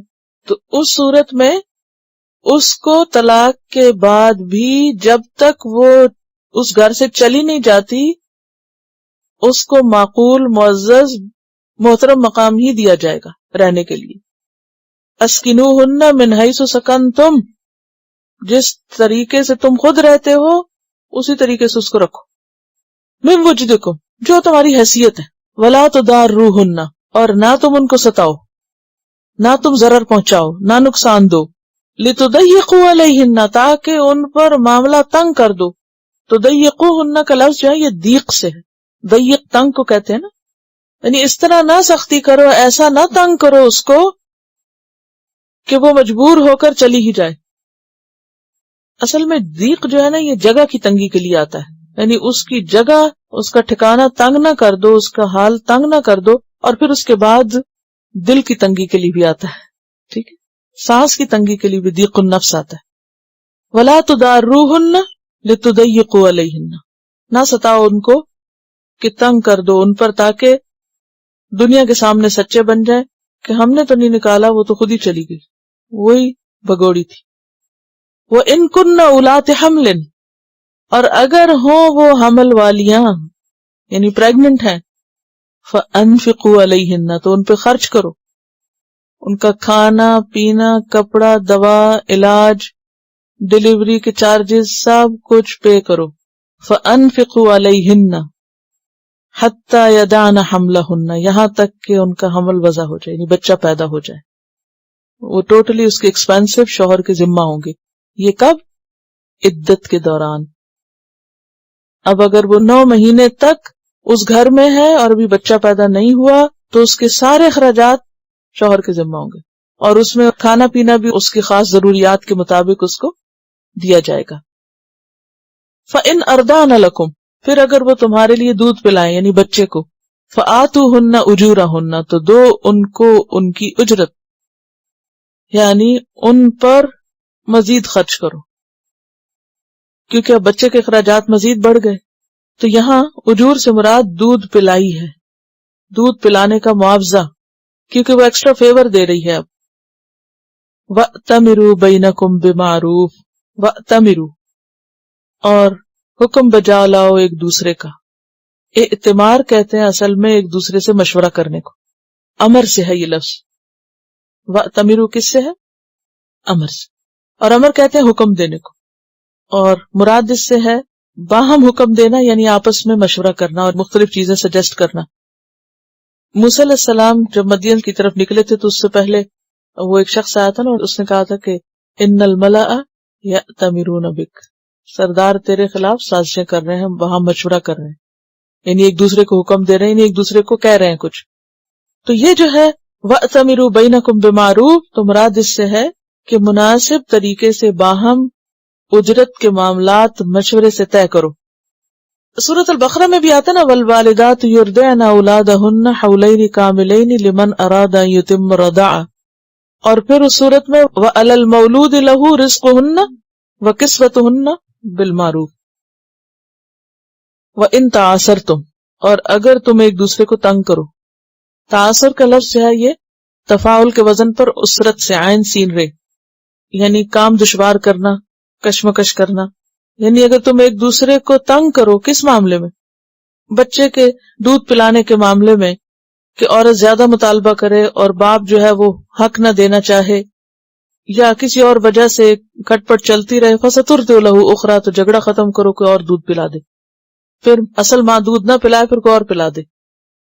اور پھر فرمایا لِيُنْفِقْ ذُو سَعَةٍ مِّن سَعَتِهِ، اب کتنی اجرت ہو، کس کو کیا دیا جائے، صاحب وسعت اپنی وسعت کے مطابق خرچ کرے. وَمَنْ قُدِرَ عَلَيْهِ رِزْقُهُ، اور جس پر رزق کی تنگی کی گئی ہو، فَلْيُنْفِقْ، بس چاہیے کہ خرچ کرے، مِمَّا آتَاهُ اللَّهُ، اس میں سے جو اللہ نے اس کو عطا کیا ہے. یعنی جس کے پاس جتنا ہے اسی کے اعتبار سے اس کا حق مقرر ہوگا، یعنی اس کا صلہ یا اجرت طے کی جائے گی. لا یکلف اللہ نفسا الا ما آتاها، نہیں تکلیف دیتا اللہ کسی جان کو مگر جو اس نے اس کو دے رکھا ہے. اللہ نے جتنا جس کو دیا وہ اسی میں سے خرچ کرے گا نا. اب اگر کسی کے پاس زیادہ ہے نہیں اور عورت اس سے زیادہ کا مطالبہ کر رہی ہے تو وہ افورڈ ہی نہیں کر سکتا، تو یہ ظلم اور زیادتی والی بات ہوگی. سیجعل اللہ بعد عسر یسرا، ان قریب کر دے گا اللہ تنگی کے بعد آسانی. یعنی ایسے معاملات تنگی لاتے ہیں نا، دل کی تنگی بھی، حالات کی تنگی بھی، کئی مشکلات وقتی طور پر پیدا ہو جاتی ہیں، لیکن ہر چیز کا ایک وقت مقرر ہے اور اس کے بعد وہ ختم ہوتی ہے، پھر آہستہ آہستہ کتھارسس ہو جاتا ہے، پھر غم بھولنے لگتا ہے، پھر ایک نئی زندگی شروع ہو جاتی ہے. تو اللہ ہر مشکل کے بعد آسانی لے آتا ہے. ان مع العسر یسرا، ان مع العسر یسرا. تو اس سے کیا پتہ چلتا ہے کہ بعد کے معاملات بھی باہم مشورے سے اور فراخ دلی سے طے ہونے چاہیے. اس سے مشورے کی اہمیت پتہ چلتی ہے. جھگڑا ہوا، طلاق ہوئی، جدائی ہوئی، سب کچھ ہوا، لیکن ابھی بھی کچھ کامن انٹرسٹ موجود ہے، اور وہ کامن انٹرسٹ کیا ہے؟ بچہ. اس بچے کے معاملات طے کرنے کے لیے آپس میں ایک دوسرے سے مشورہ کرو اور بہتر صورت نکالو. لیکن اگر پھر بھی نہیں ہوتا تو اس صورت میں جھگڑا ختم کرو. تو بات یہ ہے کہ وَمَن یُوقَ شُحَّ نَفْسِهِ فَأُولَٰئِکَ هُمُ الْمُفْلِحُونَ. شح، دل کی تنگی، ایسے معاملات فراخ دلی سے ہی حل ہو سکتے ہیں، اور اس میں دل بڑا کرنے کی ضرورت ہے. اور ہمیشہ انسان یہ سوچے کہ اگر میں کسی کے ساتھ بھلا کروں گا تو اس کا اثر اور اس کا فائدہ مجھے پہ واپس پلٹے گا، اور اگر میں کسی کے ساتھ ظلم کروں گا تو مجھے خود اس کا نتیجہ دیکھنا پڑے گا. کسی کے ساتھ برا کرنا دراصل اپنے ساتھ برا کرنا ہے. اور اصل تقویٰ کیا ہے؟ ناگواری کے باوجود دوسرے کو اس کا حق دینا. کیا ہے تقویٰ؟ دل نہیں مانتا، نہیں ہے مرضی، نہیں ہے خوشی، اس کے باوجود جو صاحب حق ہے اس کا حق اسے دینا ہے. اب شوہر کا دل نہیں مانتا کہ جس عورت کو اس نے طلاق دی ہے اس کو مزید ایک پائی بھی دے، چاہے وہ عورت دودھ ہی پلا رہی ہے اس کے بچے کو، لیکن اب یہ تو اللہ کا حکم ہے، تو اس کا حق ہے. اب آپ دیکھیے کہ عورتوں کے حقوق کی کتنی باتیں ہوتی ہیں، بڑے سے بڑے حقوق کے چارٹر بھی بنتے ہیں، لیکن وہ حقوق بھی عورت کو کیوں نہیں ملتے؟ کیونکہ خوف خدا ہی نہیں ہوتا. تو جب خوف خدا ہوگا تو تب تم پرامن زندگی بسر کر سکو. اور بات یہ ہے کہ کسی کو اس کا حق دینا دراصل ایک ریئلسٹک اپروچ ہے، ایک حقیقت پسندی ہے. جو چیز جس کی ہے اس کو ملنی ہی چاہیے، اور اگر تم اس کو نہیں دو گے تو یہ کیا ہے؟ دراصل ایک ان ریئلسٹک اپروچ ہے، اور ان ریئلسٹک باتیں جو ہیں وہ فائدہ مند نہیں ہوتی. وَكَأَيٍّ مِّن قَرْيَةٍ وَكَأَيٍّ مِّن قَرْيَةٍ، اور کتنی ہی بستیاں ایسی ہیں. کتنے ہی لوگ ایسے عتت ان امر ربہا، جنہوں نے اپنے رب کے حکم سے سرتابی کی، سرکشی کی، بات نہیں مانی، ورسلہ، اور اس کے رسولوں سے، فحاسبناہا حسابا شدیدا، تو حساب لیا ہم نے ان کا حساب سخت. کیا سخت حساب؟ عذاب دیا. جیسے سورۃ الحج آیت 45 اور اس سے آگے آتا ہے فَكَأَيٍّ مِّن قَرْيَةٍ أَهْلَكْنَاهَا وَهِيَ ظَالِمَةٌ وَهِيَ خَاوِيَةٌ عَلَى عُرُوشِهَا وَبِئْرٍ مُّؤَطَّلَةٍ وَقَصْرٍ مَّشِيدٍ وَعَذَّبْنَاهَا عَذَابًا نُكْرًا، اور عذاب دیا ہم نے اس کو عذاب بہت سخت، بہت ہی برا، مثلا بھوک کا، قتل، قحط، قید، تباہی، طرح طرح کی عذاب اور آزمائشیں. اور نکر کس کو کہتے ہیں؟ ناپسندیدہ، سخت، ناگوار. کہیں اور بھی پڑھا تھا آپ نے؟ نکرا کوئی اجنبی لفظ نہیں ہے. وَعَذَّبْنَاهَا عَذَابًا نُكْرًا، اور نکرا کا لفظ جو ہے نا وہ جس کا انکار کیا جائے، یعنی جو انسان کو سخت ناپسند ہو. منکر بھی اسی سے اور نکیر بھی اسی سے، منکر نکیر. فذاقت وبال امرہا، تو چکھا اس نے اپنے معاملے کا عذاب، انجام، یعنی جو وہ کر رہے تھے اس کا انجام انہوں نے دیکھ لیا. وکان عاقبت امرہا خسرا، اور تھا انجام اس کے کام کا نرا خسارہ، نقصان ہی نقصان. ایسے لوگوں کا انجام صرف نقصان ہوا. اعد اللہ لہم عذابا شدیدا، تیار کر رکھا ہے اللہ نے ان کے لیے شدید عذاب. کب؟ آخرت. دنیا میں بھی ان پہ سخت مصیبت آئی، سخت عذاب سے دوچار ہوئے، اور آخرت میں بھی اللہ نے ان کے لیے بہت سخت عذاب تیار کر رکھا ہے. فاتقوا اللہ یا اولی الالباب، پس ڈرو اللہ سے اے عقل والو، اے عقل والو اللہ سے ڈرو. پھر تقوی کا حکم. سوال یہ پیدا ہوتا ہے کہ گھریلو زندگی پہ بات ہوتے ہوتے بستیوں کی تباہی پہ بات کیوں ہوئی؟ خاندان جو ہے وہ ایک نمونہ ہے نا، کل کا ایک جز ہے. یہ ایسے ہی ہے کہ جیسے آپ اگر مثلاً کوئی زیادہ چیز خریدنے کے لیے جائیں تو آپ پہلے کیا کرتے ہیں؟ تھوڑی سی لے کے دیکھتے ہیں کہ اچھا کیا کوالٹی ہے اس کی، اور اگر تھوڑی خراب ہے تو آپ کہتے ہیں یہ نہیں، کچھ اور چاہیے. تو تھوڑی چیز جو ہے وہ بڑی چیز کی نشاندہی کرتی ہے کہ اس کے بیچ میں کیا. یہ بعض اوقات جز جو ہے وہ کل کی نمائندگی کرتا ہے. اگر جز بگڑ جائے، بعض اوقات باڈی میں اگر ایک سیل میں ڈس آرڈر ہو جائے تو بڑھتے بڑھتے پوری کو لپیٹ میں لے لیتا ہے. مراد اس سے یہ ہے کہ اگر گھروں کے اندر امن قائم نہیں کرو گے، اگر گھروں کے اندر دین قائم نہیں کرو گے، اگر گھروں کے اندر حالات درست نہیں کرو گے، آپس کے تعلقات کو اچھا نہیں کرو گے، تو پھر وہ صرف گھر کے اندر تک ہی نہیں رہے گا، وہ باہر بھی پھیلے گا، پورے معاشرے تک جائے گا. اور ہو سکتا ہے کہ معاشرے کے اندر ایسا بگاڑ پیدا ہو جائے کہ پوری بستی کو ڈبونے کا سبب بن جائے. تو پورے پارے میں ہم دیکھ رہے ہیں کہ ریپیٹڈلی جہاں دین کی حمایت، نصرت، دین کی خدمت کی بات ہے، وہاں ساتھ ساتھ فیملی لائف کے بھی مختلف پہلو ذکر کیے گئے. شروع میں زہار کی بات آئی، یہاں طلاق کی بات آ رہی ہے. اور طلاق بھی دراصل اصلاح کے ایک طریقے کے طور پر ہے. طلاق کیوں رکھی گئی؟ گھریلو زندگی کو درست رکھو، آپس کے تعلقات اچھے رکھو، اصلاح کرو کرو کرو. اگر نہیں اللہ کی حدود قائم رکھ سکتے تو پھر الگ ہو جاؤ تاکہ مزید فساد نہ پھیلے. کیونکہ ہوتا یہ کہ اگر دو لوگوں میں مسلسل لڑائی رہے تو کیا ہوتا ہے، دو خاندانوں کیا ان کے آگے مزید خاندانوں کا بھی سکون برباد ہو جاتا ہے. بہن بھائی اور رشتہ دار بھی بیچ میں، خالہ چچا ماموں سب انوالو ہو جاتے ہیں، اور وہ ایک بڑے پیمانے پر بدامنی پھیل جاتی ہے. اور پھر وہ کرتے کرتے اگر بچے بیچ میں ہوں تو وہ الگ متاثر ہوتے ہیں، اور ان سے پھر ان بچوں کی اگلی زندگیاں جو وہ مزید اور متاثر ہوتی ہیں. اس لیے یہ کوئی تباہی چھوٹی سی نہیں، اور یہ مشکل چھوٹی مشکل نہیں ہے، یہ مائکرو جو ہے وہ میکرو لیول پر فساد کا سبب بن جاتا ہے. جانے چلی جاتے، اعمال برباد ہو جاتے ہیں، فرائض انسان کے چھوٹ جاتے ہیں، اور ساری قوتیں جو اللہ نے بہترین انسان کو دی ہیں وہ ساری ڈسٹرکشن پہ لگ جاتی ہیں.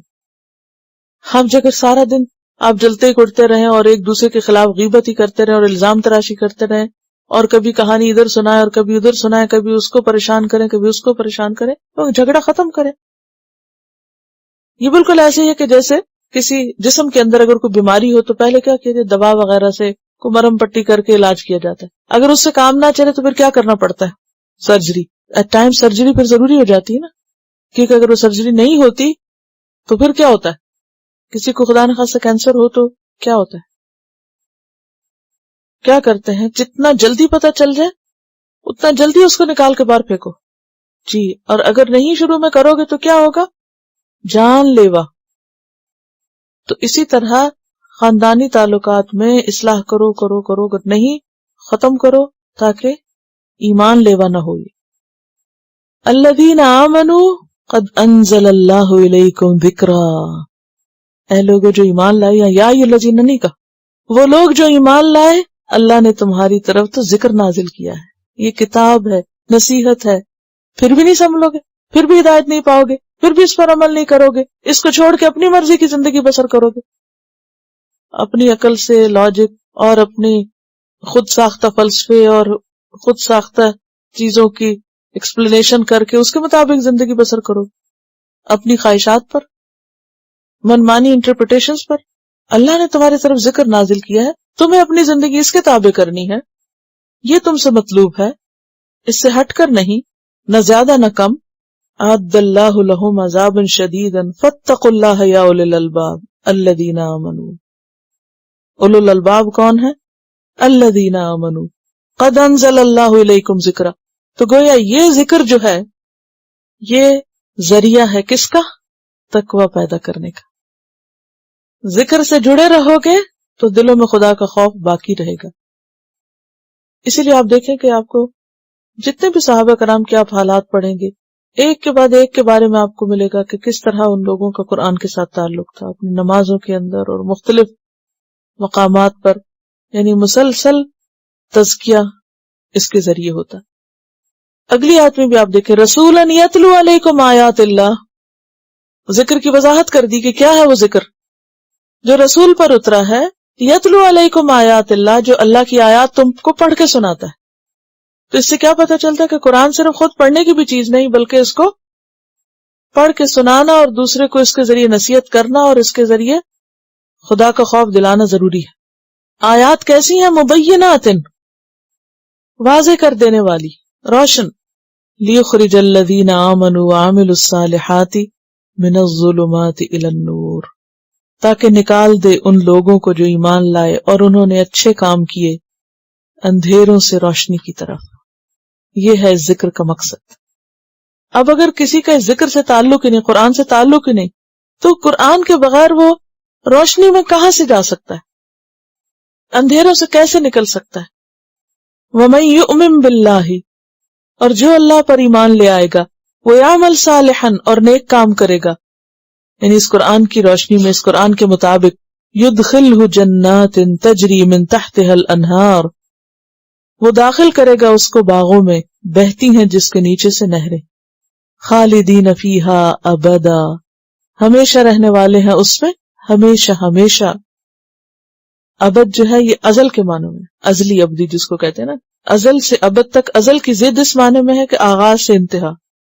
تو زمانے دراز کا پھیلاؤ جو ہے نا اس کے لیے ابد کا لفظ آتا ہے. دراز، طویل عرصے تک، مسلسل جاری رہنے والی مدت. کیا ہے ابد؟ مسلسل جاری رہنے والی مدت جس کو ختم نہیں ہونا. قد احسن اللہ لہ رزقا، تحقیق اچھا بنایا اللہ نے اس کے لیے رزق. اللہ نے اس کے لیے خوبصورت رزق رکھا ہے. کس کے لیے؟ جس نے عمل صالح کیے. اور عمل صالح کس کے نتیجے میں آتے ہیں؟ ایمان کے. 2 دفعہ یہاں پر اس آیت میں ایمان اور عمل صالح کا ذکر ہے. اور اس کا سورس کیا ہے؟ آیات اللہ، اور پچھلی آیت میں ذکر. تو گویا قرآن لازم و ملزوم ہے زندگی کے لیے، اور اس کے نتیجے میں، اس ذکر روحانی غذا کے نتیجے میں اس رزق کا وعدہ ہے جنت کے. قد احسن اللہ لہ رزقا. اللہ الذی خلق 7 سماوات، اللہ وہ ذات ہے جس نے 7 آسمان پیدا کیے. وَمِنَ الْأَرْضِ مِثْلَهُنَّ، اور زمین میں سے بھی اسی کی مانند، یعنی 7 زمینیں. مثلہن کا مطلب کیا ہے؟ مثل یعنی مانند، عدد میں یا خلق میں. کوئی چیز دوسرے کی مثل کب ہوتی ہے، اس کی مانند کب ہوتی ہے، یعنی ان کی باہم صفات یا چیزیں ملتی جلتی. تو یہاں کن کی مانند؟ یعنی آسمانوں کی مانند. یعنی جس طرح یہ زمین اور آسمان دکھتا ہے ایسے ہی اور زمینیں بھی ہیں اور آسمان بھی ہیں. یتنزل الامر، اور اس بات کی تصدیق جو ہے یعنی اور زمینیں بھی ہیں، ایک اور حدیث سے بھی ہوتی ہے جس میں آتا ہے کہ اگر کوئی شخص کسی کی زمین پر ناحق قبضہ کر لیتا ہے، بالش بھر زمین پر بھی، تو قیامت کے دن کیا ہوگا؟ 7 زمینوں کا طوق اس کے گلے میں پہنایا جائے گا. بخاری کی حدیث میں آتا ہے کہ وہ 7 زمینوں تک دھنسایا جائے گا، یعنی 7 زمینوں کی گہرائی تک دھنسایا جائے گا. تو بات یہ ہے کہ ہم اپنے صرف محدود مطالعے یا محدود نظر کی بنیاد پر یہ نہیں کہہ سکتے کہ کہاں ہے اور زمین. اب تو سائنس نے اتنی ترقی کر لی اور وہاں تک پہنچ گئے تو انہیں تو کوئی اور زمین نظر نہیں آئی. وہ جو جہاں تک پہنچے ہیں ان سے پوچھیں کہ انہوں نے کیا پایا. ان کا کہنا یہ کہ ہماری جہالت میں اور اضافہ ہوتا چلا جا رہا ہے، جتنا ہم آگے جا رہے ہیں اتنا ہی اپنی لا علمی کا اور اعتراف کر رہے ہیں. یتنزل الامر بینہن، اترتے ہیں حکم ان کے درمیان، یعنی اللہ کے حکم ان سب جگہوں پر اترتے ہیں. اور اللہ کے حکم کون سے ہوتے ہیں؟ شرعی بھی ہوتے ہیں اور کونی بھی ہوتے ہیں. لتعلموا، تاکہ تم جان لو. کیا جان لو؟ ان اللہ علی کل شیء قدیر، بے شک اللہ ہر چیز پر قدرت رکھنے والا ہے. اس سے یہ بات کیسے جان لو؟ 7 آسمان اور 7 زمینیں ہیں، تو اس سے یہ بات کیسے جان لو کہ اللہ ہر چیز پر قدرت رکھنے والا ہے؟ یعنی اللہ جو چاہے پیدا کرے، جیسا چاہے بنائے، جہاں چاہے بنائے. وَأَنَّ اللَّهَ قَدْ أَحَاطَ بِكُلِّ شَيْءٍ عِلْمًا، اور تحقیق اللہ نے ہر چیز کا احاطہ کر رکھا ہے اپنے علم کے اعتبار سے. یعنی اللہ کا علم ان ساری چیزوں کو گھیرے ہوئے ہے، تمہارا علم نہیں گھیرے ہوئے. وَلَا يُحِيطُونَ بِشَيْءٍ مِّنْ عِلْمِهِ إِلَّا بِمَا شَاءَ، انسان کا علم محدود ہے اور اللہ کا علم لامحدود ہے. اس سے آپ یہ بھی اندازہ لگانا کہ دین اسلام میں کوئی چیز قرآن، رسول، ایمان سے الگ ہٹ کر کچھ نہیں. وہ خواہ آپ کے بیڈ روم سے متعلق ہے یا آپ کے دکان سے متعلق ہے یا آپ کے اخلاق سے متعلق ہے، ہر چیز ایمان، تقوی، عمل صالح اور اسی کے گرد گھومتی ہے. اور یہ ساری کی ساری عبادت ہے اگر اللہ کی مرضی کے مطابق. لیکن اسی کو تو سب سے زیادہ بھولے رہتے ہیں، اسی کو اگنور کر دیتے ہیں. تقوی نام ہی اسی چیز کا ہے. کوئی کریڈٹ دے یا نہ دے، کوئی اس کو مانے یا نہ مانے، کوئی اس پہ خوش ہو ہم سے یا نہ ہو، ان سب چیزوں سے اٹھ کے اس کے لیے سب کچھ ہو جائے. اور جب اس کے لیے ہوتا ہے تو بڑی سے بڑی بات انسان کو بھی چھوٹی لگنے لگتی ہے. جس کے لیے کیا اس نے دیکھ لیا اور وہ قدر کرے گا، کافی ہے. اور تقوی جو ہے، کئی دفعہ ہم نے اس کو ڈسکس کیا کہ اللہ کے خوف سے وہ کام کرنا جو اللہ نے کہا ہے کرنے کو، اور وہ نہ کرنا جن کو چھوڑنے کے لیے اللہ نے کہا ہے. تو چاہے وہ نکاح کا معاملہ ہو، چاہے وہ طلاق کا ہو، ہر معاملے میں دیکھو یہ کہ حدود کیا ہیں، کیا کہا گیا ہے، اس کو سامنے رکھو، نہ کہ اپنی خواہشات کو. اور پھر صورتوں کے مرکزی مضمون کو دہرا لیں کہ اگر آپ چاہتے ہیں کہ دین کی خدمت کریں، دین کی مدد کریں، دین کی حمایت کریں، دین کو ریپرزینٹ کریں، تو اس کے لیے اس پہلو پر توجہ دینی بھی بے حد ضروری ہے کہ دین کا آغاز گھروں کو پرامن بنائیں، گھروں کے معاملات سلجھائیں. اور پھر یہ کہ یہ تو ایک چھوٹا یونٹ ہے نا، تو ہر وہ جگہ جہاں لوگ مل جل کر کام کرتے ہیں، ہر جگہ جہاں لوگ مل جل کر کام کرتے ہیں، کیونکہ دین کا کام بھی اکیلے تو نہیں ہو سکتا، تنہا تو نہیں ہو سکتا. تنہا کرنے میں اور مل کے کرنے میں کیا فرق ہے؟ مل کے کیا ہوا کام بہت دور تک جاتا ہے اور انسان کو اس میں بہت سی چیزوں میں سہولت بھی ہوتی ہے، اور اس صرف سہولت نہیں ہوتی بلکہ اس کے ساتھ ساتھ انسان کے لیے ریاکاری اور بہت سی چیزوں سے بچنے کا بھی موقع مل جائے. جب ایک کمبائن ایفرٹ ہوتی ہے نا، تو اس میں بہت ساری انسان کی کوششیں جو ہیں وہ دوسروں کی کوششوں میں مل جاتی ہیں، تو اس میں جو انسان کی انا اور بہت سے ایسے ایشوز ہیں وہ بھی ختم ہوتے ہیں. جہاں بھی انسان مل کے کام کرتا ہے وہاں مشکلات ضرور ہوتی ہیں، یہ یاد رکھیں. کہیں بھی کسی کے ساتھ بھی، خواہ آپ 2 قریبی عزیز دوست بھی ہیں نا، تو مل کے کوئی کام شروع کریں گے تو کہیں نہ کہیں اختلاف ہوگا، کہیں نہ کہیں جھگڑا ہوگا، کہیں نہ کہیں ایک دوسرے کی عادت بری لگے گی. تو اس میں یہ ہے کہ اکٹھے ہونے کے بھی آداب ہیں اور الگ ہونے کے بھی آداب ہیں. فائدہ اکٹھے ہونے میں ہی ہے، لیکن اگر معاملات حد سے گزر جائیں تو پھر اس میں آداب مفارقت بھی سکھائے گئے ہیں، اور ان آداب میں سب سے بنیادی نقطہ خوف خدا ہے۔ آج آپ نے کیا سیکھا؟ سب کچھ سن کے کیا سوچ آ رہی تھی؟ علم بہت ضروری ہے، اور ہم سب بہت سی چیزیں جانتے بھی ہوتے ہیں، لیکن جب ہم عمل کرنے لگتے تو بھول جاتے ہیں۔ عقل مند وہ ہوتا ہے کہ جو جہاں عمل میں اس کا گھٹنا لگے، جہاں خرابی ہو وہاں اپنے آپ کو خود چیک کرے، وہاں اپنا محاسبہ شروع کر دے، یہ میں نے کیوں کہا، اپنے سے خود عہد کرے، کیونکہ جب تک آپ اپنے اوپر خود ہاتھ نہیں رکھیں گے، اپنی بریک خود نہیں لگائیں گے، کوئی دوسرا آپ کو کچھ بھی نہیں کر سکتا۔ میں بعض اوقات دیکھتی ہوں نا کہ جیسے آپ لوگوں سے قرآن ادھر ادھر ہو رہا ہوتا ہے، یا یہ کہ بے وجہ اٹھنا، موومنٹ کرنا، بغیر ضرورت کے اور چیزیں شروع کر دینا، تو میں سوچتی ہوں کہ یہ کیوں ہے؟ اذان لگی ہوئی ہے، بات شروع کر دینا، کیوں؟ وائی؟ کیا اللہ نے ہم کو عقل نہیں دی ہے نا؟ کیا ہمیں اس حکم کا نہیں پتا کہ یہ بولنے کا وقت ہے اور یہ چپ رہنے کا ہے؟ کیا یہ ایک تربیت کا وقت نہیں ہے، ایک ڈسپلن نہیں ہے کہ ہمیں کہاں رک جانا ہے اور کہاں ہمیں چلتے رہنا ہے؟ تو میں اکثر اس پہ غور کرتی ہوں کہ اس کے پیچھے کیا وجہ ہوتی ہے؟ کیا واقعی ہم ناسمجھ ہیں، یا ہمیں اللہ کا ڈر ہی کوئی نہیں، یا ہمیں پرواہ ہی نہیں ہے، یا ہمارے کان سنتے نہیں ہیں؟ کس چیز کی کمی ہے؟ کمی کہاں ہے؟ کیونکہ ہم نے ان چیزوں کو اہمیت دی نہیں جن کو دینی چاہیے، اور وہ چھوٹی چھوٹی چیزیں ہوتی ہیں بعض اوقات۔ جب ہم خود محتاط ہوتے ہیں، کانشیس ہوتے ہیں، تو بھلا ہو آپ کے ہاتھ میں کانچ کا گلاس ہو، کیسے بیٹھیں گے آپ؟ چائے کی گرم پیالی رکھی بھی ہو، کیسے بیٹھتے ہیں آپ؟ کیسے بیٹھتے ہیں؟ کیوں کانشیس ہوتے ہیں؟ آپ کو پتا ہوتا ہے یہ گرے گی اور مجھے جلا کے رکھ دے گی، خود ہی کانشیس ہو جاتے ہیں۔ لیکن جب ہمیں پتا ہوتا ہے کہ ہماری یہ بات کچھ بھی نہیں ہوگا، اس سے کیا فرق پڑے گا، نیچے گر جائے کوئی کتاب یا اوپر رکھی رہے، کچھ بھی ہو، کیا فرق پڑے گا؟ اذان لگی اور ہم بولتے رہیں، کیا فرق پڑے گا؟ جب تک ہم خود نہیں نا اپنے اوپر چیک رکھیں گے، خود کو خود نہیں روکیں گے، سوال ہی پیدا نہیں ہوتا کہ کوئی اور ہمیں روک سکے۔ جو بچے تو نہیں ہے نا ہم کہ ہر وقت ہمارے پیچھے کو پڑا رہے۔ وہ کیا چیز بھلواتی ہے ہمیں، اور روز بھلواتی، کیوں بھلواتی ہے؟ کیا نہیں ہے سمجھ ہمیں؟ جب تک ہم اپنے ساتھ خود عہد نہیں کریں گے، نہیں کرنا مجھے یہ کام، کسی قیمت پہ نہیں کرنا، تو تبھی چھوٹے گا۔ اور اگر آپ اپنے آپ کو خود نہیں روکیں گے تو نہیں رک سکیں گے، چاہے 10 دفعہ آپ قرآن پڑھ لیں اور پڑھا لیں تب بھی نہیں رک سکیں گے۔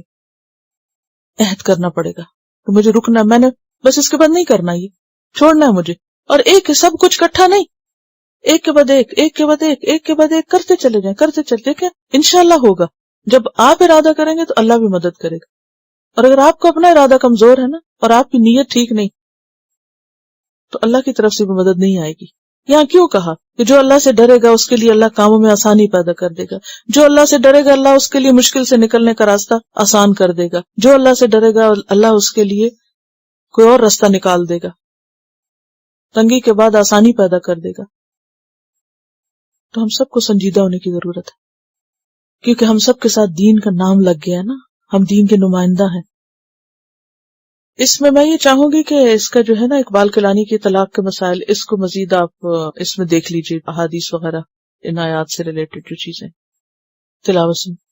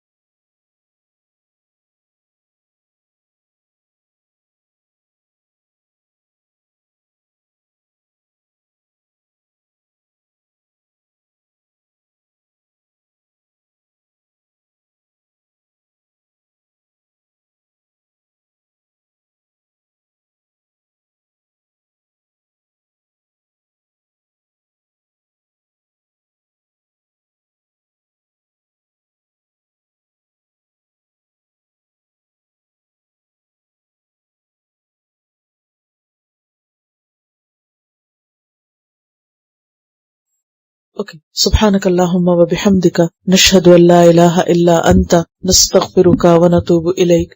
Assalamu alaikum wa rahmatullahi wa barakatuh. Quran vocabulary 100%. The best application to understand Quran. Study with flashcards. Word list. Learn 25% of Quran vocabulary in 7 days. Multiple MCQs to practice and test vocabulary. Single choice. Multiple choice. True, false. Bookmark difficult words. Study wrongly answer words. Test your skills. 12 essential grammar lessons at Learn Quranic Grammar. You can select number of word to study from bookmarks. Select number of times wrongly answered words for study. Test your skills with multiple choice, flashcard, true, false, matching words and single choice MCQs. Grammar lessons are available in PDF format. Native Quranic and Urdu fonts. Available at Google Play and Apple App Stores. Download it today to contribute in the Islamic Apps Development Project. Quran vocabulary 100% in Urdu. Visit smartappsweb.com.